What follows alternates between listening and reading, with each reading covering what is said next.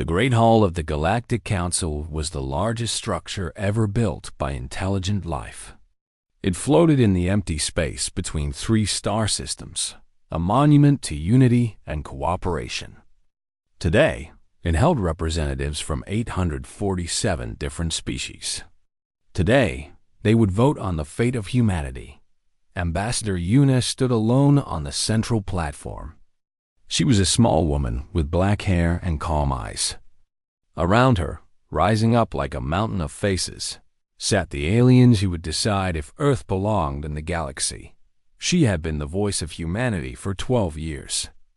She had negotiated trade deals, settled disputes, and built friendships across the stars. None of that mattered now. "The vote will begin," announced the council speaker, a tall being made of living crystal. His voice echoed through the hall like breaking glass. "The question before us is simple. Should humanity be exiled from galactic society?" Yuna did not move. She had known this day was coming for months.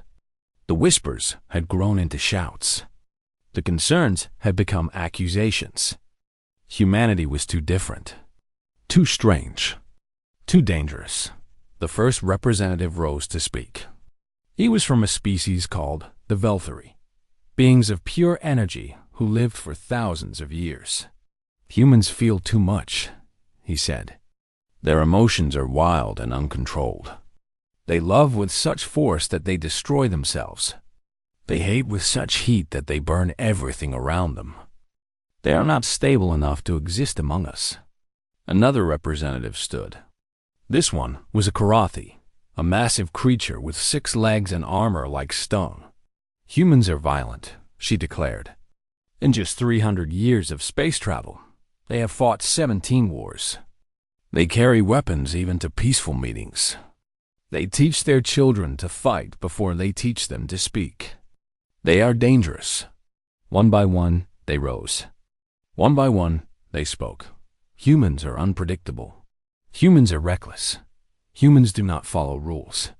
Humans cannot be trusted." Yuna listened to every word. Her face showed nothing. Her hands stayed still at her sides. Inside, her heart beat steady, and Slow Dot, the representative from the Mindari Collective, spoke last. They were a hive mind, billions of creatures sharing one thought. When they spoke, it was with the voice of a billion beings. "We have calculated every possibility," they said. "Humans will one day destroy themselves. This is certain. But before they do, they may destroy us as well. The risk is too great. They must be removed." The council speaker raised his crystalline hand. "Ambassador Yuna, you may now speak in defense of your species." The hall fell silent. 847 species watched the small human woman. They expected begging. They expected anger. They expected tears. Yuna smiled. "I have listened to your words," she said. Her voice was soft but clear. "You say we feel too much. You say we are violent. You say we are dangerous and unpredictable." She paused. "You are correct." Murmurs rippled through the hall. This was not what they expected. "Humans do feel deeply," Yuna continued. "We love until it breaks us. We hate until it burns us. We hope when there is no reason to hope. We fight when there is no chance to win. This is who we are." She looked up at the endless rows of alien faces. "You have spent centuries trying to understand us. You have studied our history. You have watched our wars. You have seen our worst moments. And you are afraid." She shook her head slowly. "But you have missed something important." The hall was completely quiet now. "You see our emotions as weakness, but our emotions are our strength. We love so deeply that we will die for strangers. We hope so strongly that we will try the impossible. We are stubborn enough to keep going when everything says we should stop." Yuna took a breath. "You say we are dangerous. You are right, but not in the way you think.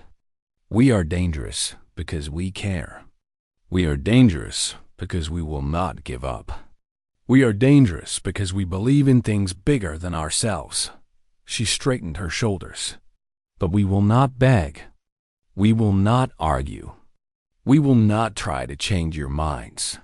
Her smile grew wider. If the galaxy does not want humanity, then humanity does not want the galaxy. The council speaker leaned forward. You accept exile? We accept your decision, Una said. Whatever it may be. But know this. You are not casting us out. You are simply choosing to walk a path without us. And we will walk our own path without regret. The vote began. One by one, the lights appeared above each delegation. Green for stay. Red for exile. Red, red. The lights spread like a wave of blood across the great hall. Red, red, red. 112 species voted to exile Earth. 35 voted to let humanity stay. Those 35 were the youngest species, the ones who had not yet learned to fear what they did not understand. The vote is complete, the council speaker announced. Humanity is hereby exiled from galactic society. All humans must leave council space within 90 standard days. All trade agreements are cancelled. All treaties are void. Earth and its colonies are forbidden from contact with any council member. Una bowed her head once. Not in defeat. In acknowledgement. We will be gone in 60 days, she said. You will not need to wait 90. She turned and walked toward the exit. Her footsteps echoed in the silent hall. No one spoke. No one moved. At the door, she stopped and looked back one final time. I hope you find what you are looking for, she said. A galaxy of peace and order. A galaxy without chaos. A galaxy without humans. Her eyes swept across the thousands of watching faces. But remember this moment. Remember the day you chose to walk alone. Because one day, you may wish you had chosen differently. She walked out into the cold light of distant stars. Behind her, the great hall remained silent for a long time. Some of the representatives felt relief. The dangerous species was finally gone. Others felt something else. Something they could not name. A small, cold feeling in their hearts. But the vote was done. The decision was made. Humanity was exiled. And in her small ship, flying back toward Earth, Ambassador Una began to laugh. It was not a sad laugh. It was not a bitter laugh. It was the laugh of someone who knew a secret. The galaxy thought they were punishing humanity. They had no idea what they had just done. The news spread across human space in less than an hour. Every colony, every station, every ship received the same message. The galaxy had voted. Humanity was exiled. Captain Taiho stood on the bridge of the cargo vessel, Morning Star, and watched his crew receive the news. He expected shock. He expected anger. He expected fear. Instead, he saw something else. He saw his people look at each other, nod once, and return to their work. Set a course for Earth, he said calmly. We have 60 days to get home. His first officer, a young woman named Yumbai, turned to him. What about our contracts? We have deliveries scheduled for the next 3 months. Cancel them, Taiho said. Send polite messages to every client. Tell them we apologize for the inconvenience. Tell them we wish them well. And tell them goodbye. Across the galaxy, the same scene played out thousands of times. Human workers on alien stations received the news and began to pack. Human traders closed their shops and settled their accounts. Human engineers finished their current projects and handed over their tools. There was no panic. There was no chaos. There was only quiet efficiency. On Station Corval 7. The alien administrators watched in confusion as the human maintenance team prepared to leave. You still have 43 days, said the station manager, a being with blue skin and too many eyes. Why are you leaving so soon? The team leader, A man named Dongho smiled politely. "We want to make sure you have time to find replacements. It would not be fair to leave you without warning." But the manager struggled to find words. "You are being exiled. Are you not angry?" Dongho considered the question carefully. "Angry? No. Disappointed, perhaps. We thought we were friends. But friends do not vote to remove each other. So perhaps we were wrong about that." He shrugged. "These things happen." He finished packing his tools and shook the manager's hand. "Good luck with the station. The water recycling system needs adjustment every 3 months." I left instructions in the maintenance room. Then he walked away, leaving the blue-skinned alien staring after him in silence. On the trading hub of Nexus Prime, the human merchants closed their businesses with the same calm dignity. They paid all their debts. They honored all their promises. They even gave their alien neighbors advice on how to manage without them. "The Velthari suppliers will try to raise prices," said a merchant named Mira to her Karathi competitor. "Do not let them. Tell them you will buy from the Mindari instead. They will lower their prices immediately." The Karathi stared at her with confusion. "Why are you helping me? We have been rivals for years. And your people just got exiled because of my people's vote." Mara laughed softly. "Business is business. Politics is politics. I never hated you. I just wanted to win."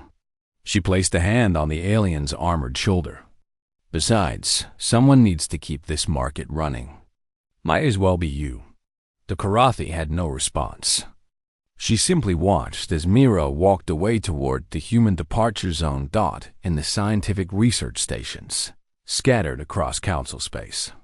Human scientists worked day and night to complete their projects and hand over their research. They did not hide anything. They did not sabotage anything.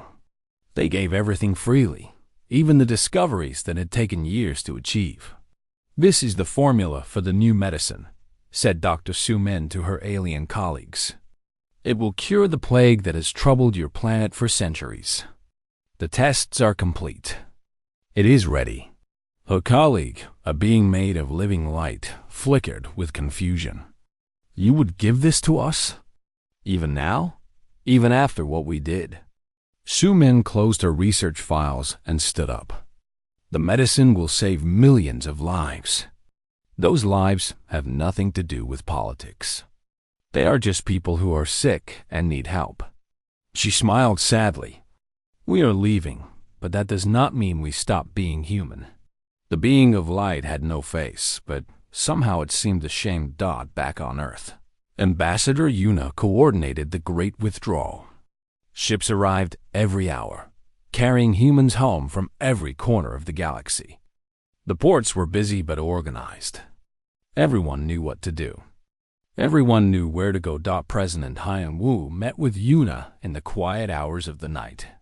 They stood on a balcony overlooking the city, watching the lights of arriving ships in the sky above.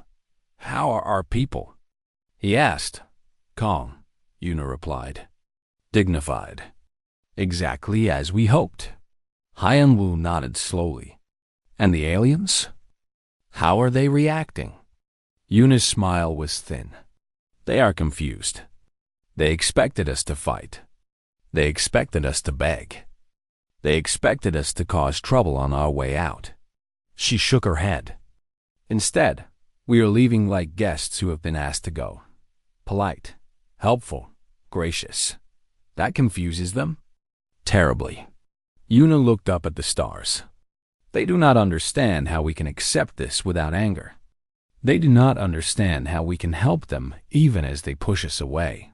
It does not fit their picture of dangerous, emotional humans." Haiyan Wu was quiet for a long moment. "Do you think they will regret this?" "Yes," Yuna said without hesitation. "But not yet.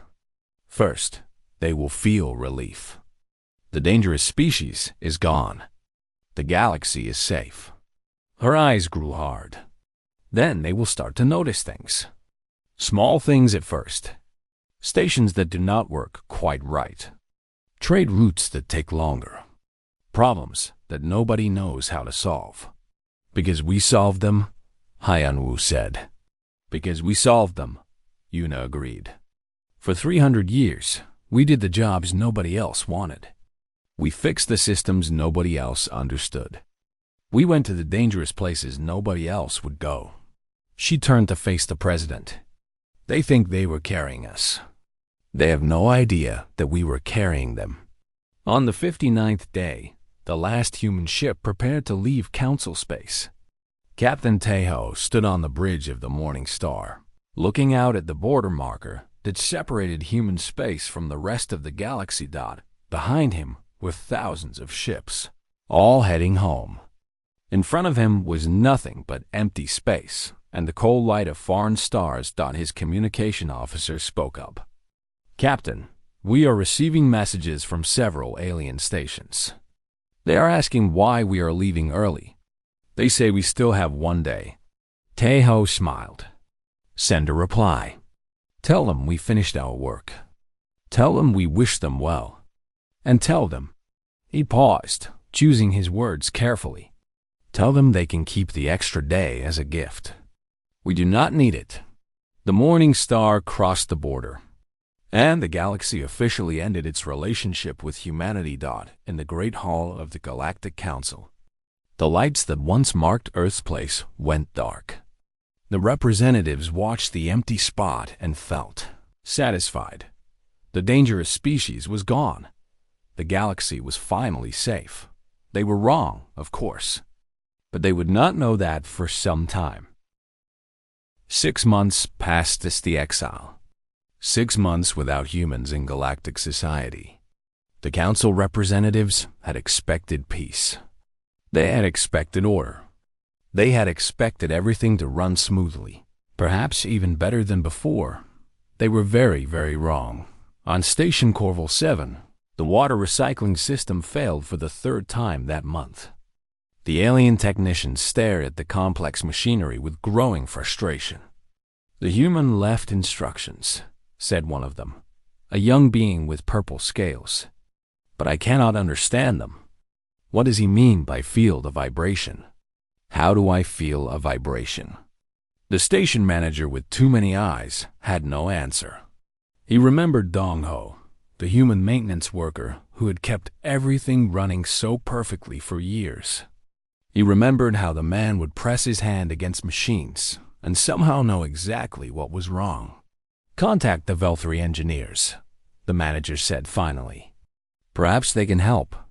The Velthry engineers arrived 3 weeks later. They charged 10 times what the humans had charged. They took twice as long. And when they finished, the system worked, but not as well as before. Good enough, they declared, and left. It was not good enough. But there was no one else to call. On the trading hub of Nexus Prime, the Karathi merchant who had inherited Mira's market space struggled to keep up with demand. The human woman's advice had been good, but there was so much more she had not explained. So many small details. So many hidden connections. The market was messier now. Shipments arrived late. Prices went up. Arguments were more common. The Karathi worked twice as hard and made half the profit. She found herself thinking about Myra often. The human had made it look so easy. She had handled problems with a smile and a joke. She had known everyone's name. She had remembered everyone's story. How did she do it? The Karathi wondered aloud one night, staring at her empty accounts. No one answered. The scientific community suffered most of all. Human researchers had worked on hundreds of projects across the galaxy. They had shared their knowledge freely before leaving. But knowledge written on paper was not the same as knowledge in a living mind. On the planet Velar, Dr. Sumin's medicine was saving millions of lives, just as she had promised. But when a new illness appeared, the alien scientists had no idea how to modify the formula. They sent messages to their colleagues across the galaxy. They consulted their databases. They ran simulation after simulation. Nothing worked. The human doctor would know, one of them said quietly. She always knew. The human doctor is gone, another replied. We sent her away. They worked for 2 more months. They lost 17,000 patients before finding a solution that was almost as good as what Su Min could have created in a week. Trade routes began to fail. Humans had served as pilots, navigators, and mechanics on countless ships. They had taken the dangerous routes through asteroid fields and unstable regions. They had fixed problems in the middle of nowhere, with nothing but their hands and their stubborn determination. Now, those routes were closing one by one. Ships broke down and nobody knew how to fix them. Crews refused to fly through dangerous areas. Goods that once moved freely across the galaxy now sat in warehouses, waiting for transport that never came. On the Galactic Council, representatives began to receive complaints. Their citizens wanted to know why everything was getting worse. Why were prices rising? Why were services failing? Why was nothing working like it used to?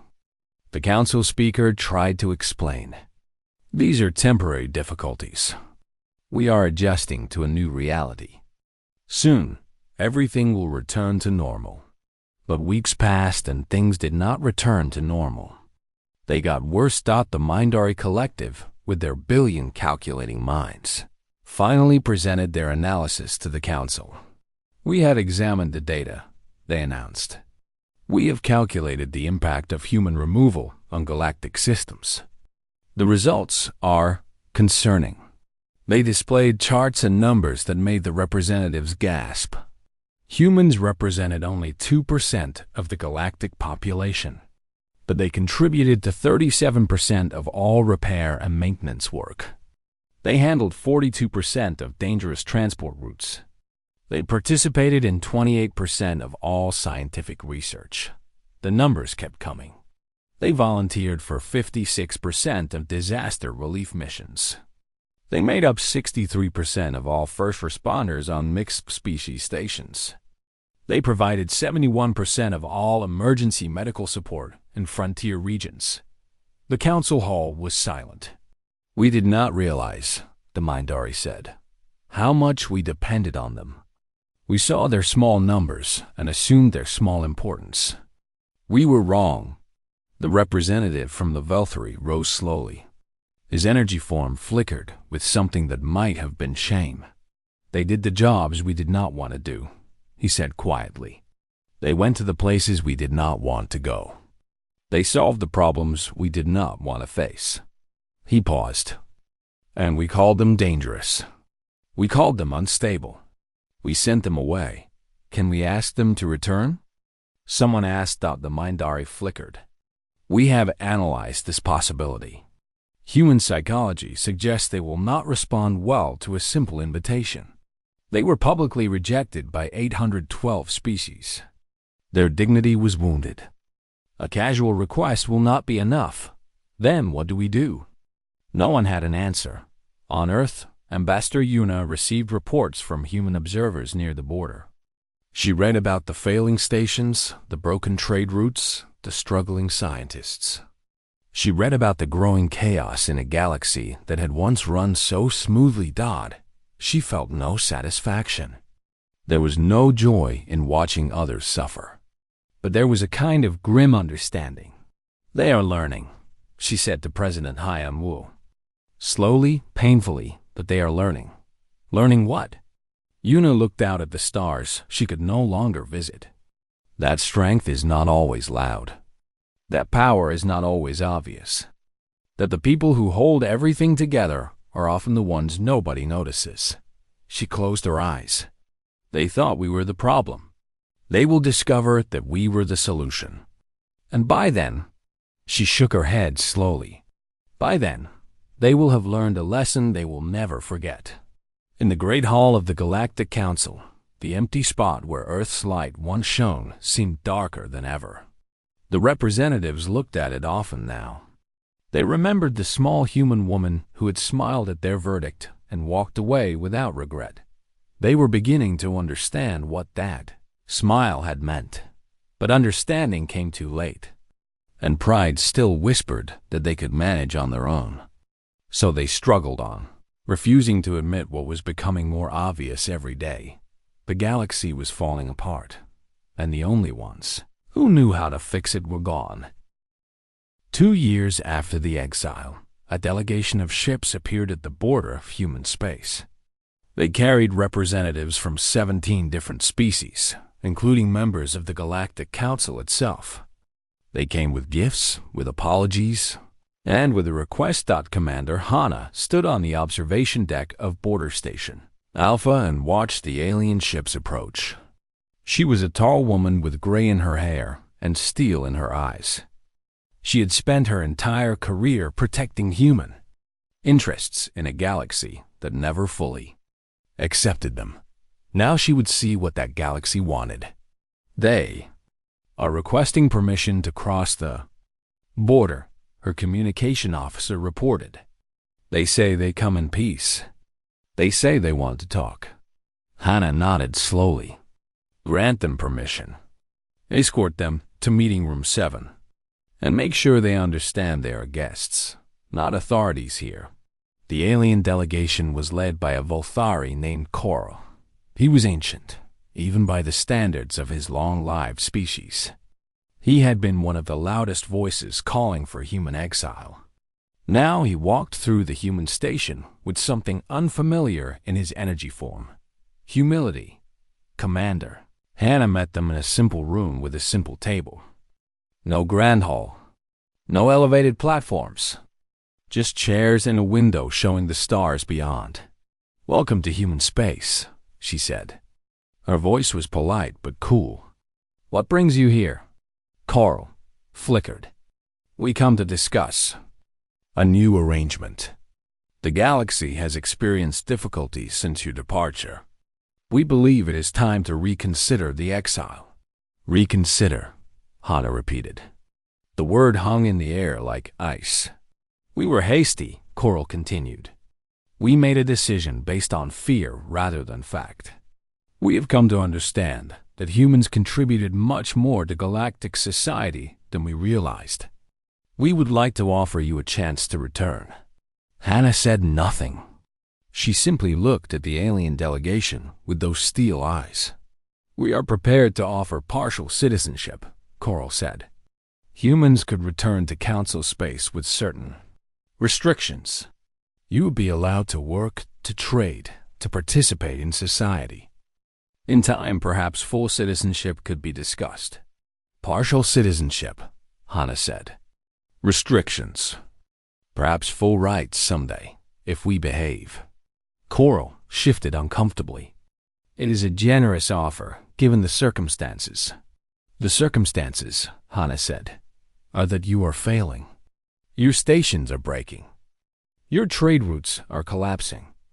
Your people are struggling with problems they do not know how to solve. She leaned forward slightly. You are not offering us a gift. You are asking us to save you. The delegation was silent. 2 years ago, you voted to cast us out. 812 species decided that humanity was too dangerous, too emotional, too unpredictable to exist among them. Hana's voice remained calm, but there was fire beneath the surface. Our ambassador smiled and accepted your verdict. Do you remember that? Do you remember how confused you were? Coral flickered again. We remember. Do you know why she smiled? Hana asked. Because she knew. We all knew. We knew what you were too blind to see. We knew that we had been carrying your galaxy on our backs for 300 years. We knew that the moment we left, everything would start to fall apart.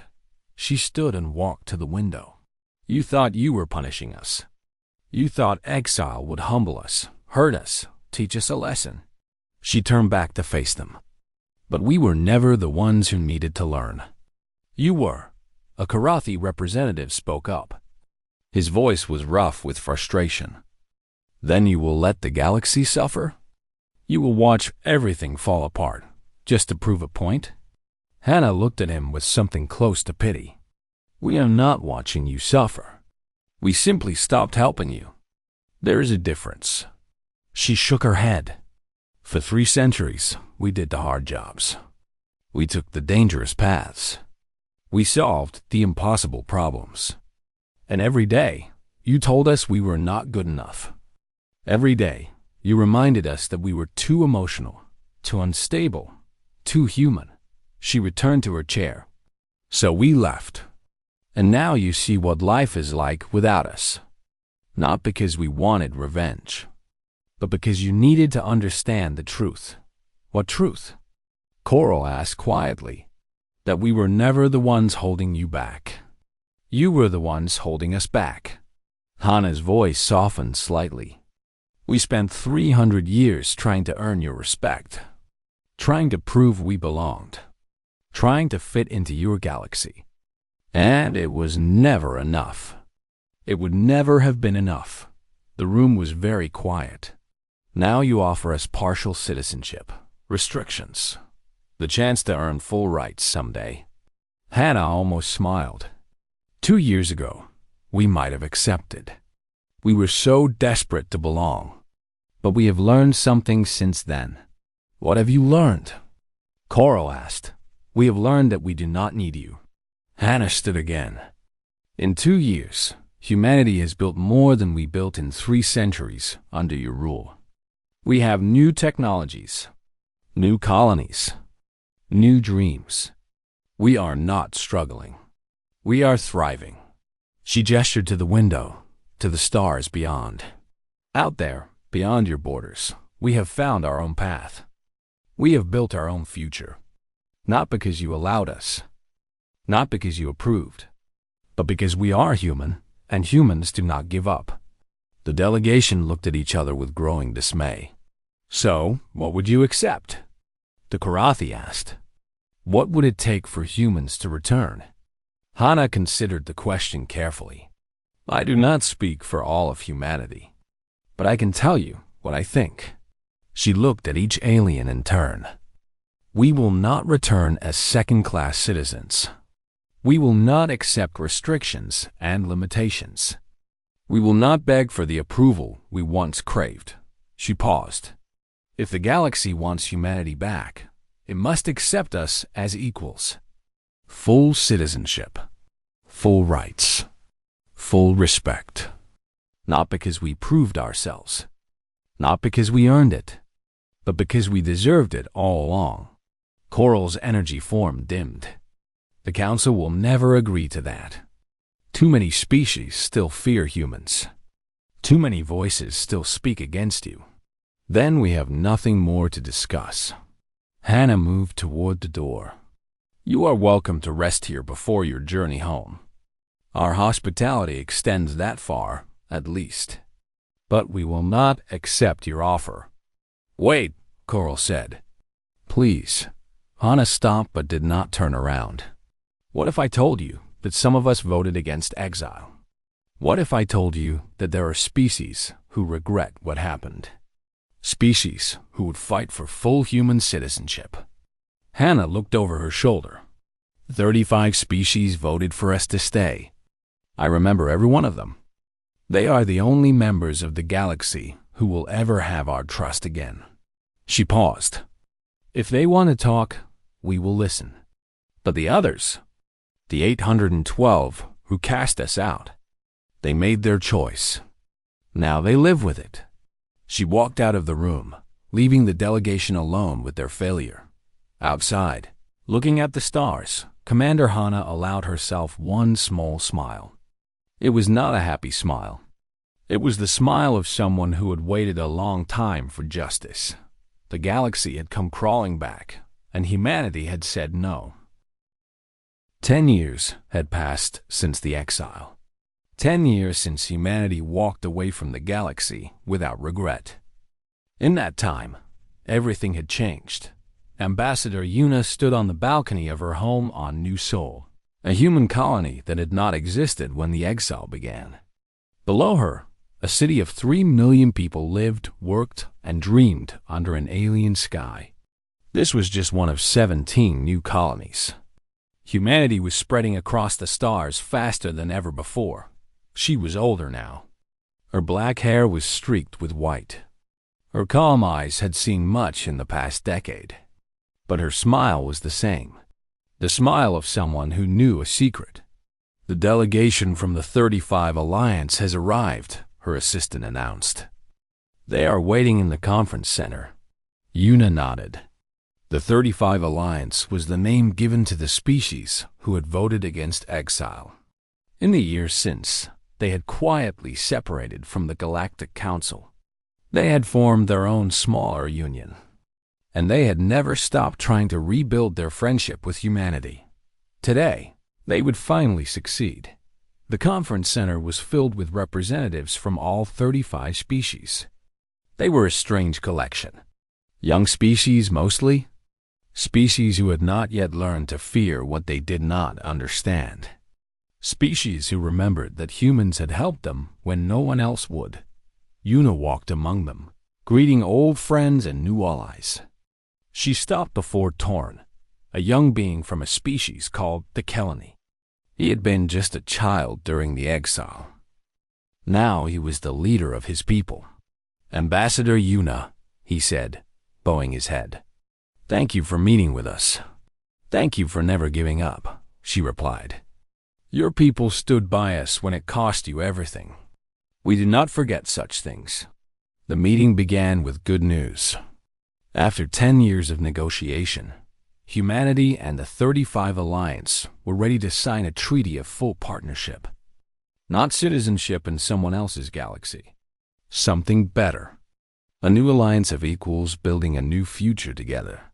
This treaty recognizes humans and the 35 species as full partners, Torin announced. "We share resources. We share knowledge. We share protection. We walk the same path, not as rulers and subjects, but as friends." The representatives signed one by one. When it was done, they stood together, 36 species united by choice rather than force.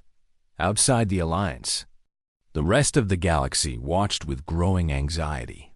The Galactic Council had not recovered from humanity's departure. The problems that began with failing stations and broken trade routes had grown into something worse. Whole regions of space had fallen into chaos. Species that once cooperated now fought over skrinking resources. The unity that had lasted for millennia was crumbling, and humanity was thriving. Human technology had advanced faster in 10 years than in the previous 3 centuries. Without the Council's restrictions, human scientists were free to explore ideas that had once been forbidden. They developed new energy sources, new medicines, new ways to travel between stars. They shared everything with the 35 Alliance. Together, they were building something the galaxy had never seen before. President Haiyan Wu had retired, replaced by a younger leader named G1. She was born after the exile, part of a generation that had never known what it was like to beg for acceptance. She stood before her people with pride and spoke of the future. "Our grandparents dreamed of being accepted by the galaxy. Our parents were cast out by the galaxy. But She looked out at the crowds gathered to hear her speak. "We have moved beyond the galaxy. We have built our own place among the stars. And we did it not by asking permission, but by being who we are." On the border of human space, ships from the Galactic Council still came sometimes. They no longer demanded. They asked. They brought gifts and kind words. They begged for help with problems they could not solve alone. Commander Hannah, now Admiral Hannah, received them with cold politeness. She listened to their requests. Sometimes, if the need was great and the asking was humble, she allowed human volunteers to help.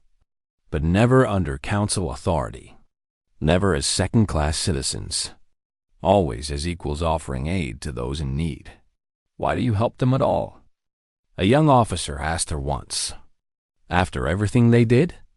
Hannah looked at the stars for a long moment before answering. "Because helping is what humans do. We do not help to get something in return. We do not help to prove our worth. We help because people need help and we are able to give it. She turned to face the young officer. That is what they never understood about us. They thought our emotions made us weak. They thought our compassion was a flaw. But our emotions are why we survived. Our compassion is why we thrived. We feel deeply, and that feeling drives us to do things no other species would do. The young officer nodded slowly.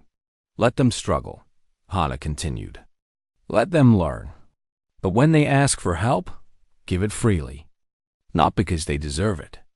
Not because they have earned it. But because that is who we are. That is what makes us human. On the anniversary of the Exile, Ambassador Yuna gave one final speech. She stood before a gathering of humans and allies, her voice strong despite her years. 10 years ago, the galaxy voted to exile Earth. They called us dangerous. They called us unstable. They called us too human. She smiled her secret smile. They were right. We are all of those things, and we are proud of it. The crowd was silent, listening. They thought exile would break us. Instead, it set us free. Free from their limitations. Free from their expectations. Free from their fear. She raised her head high. We walked away from a galaxy that did not want us. And we built something better. She looked out at the faces before her. Human faces. Alien faces. All part of something new.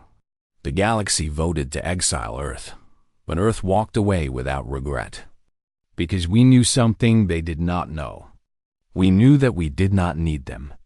We knew that our strength came from within, not from their acceptance.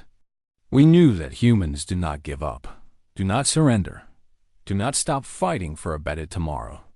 Her voice rang out across the gathering. Let history remember this day. Not as the day humanity was cast out, but as the day humanity chose its own path. The day we stopped asking for permission. The day we became truly free. The crowd erupted in cheers. Humans and aliens together, celebrating a decade of growth, of building, of hope. Far away, in the great hall of the Galactic Council, the empty spot where Earth's light once shone remained dark. The representatives looked at it often now, not with relief, but with regret. They had learned their lesson. They had learned it well, but the knowledge came too late. Humanity was gone, and humanity was never coming back.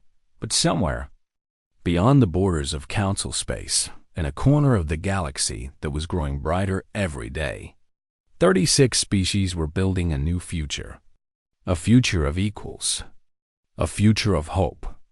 A future that proved the Galactic Council wrong about everything. Humanity had walked away without regret, and they had found something better than acceptance. They had found themselves.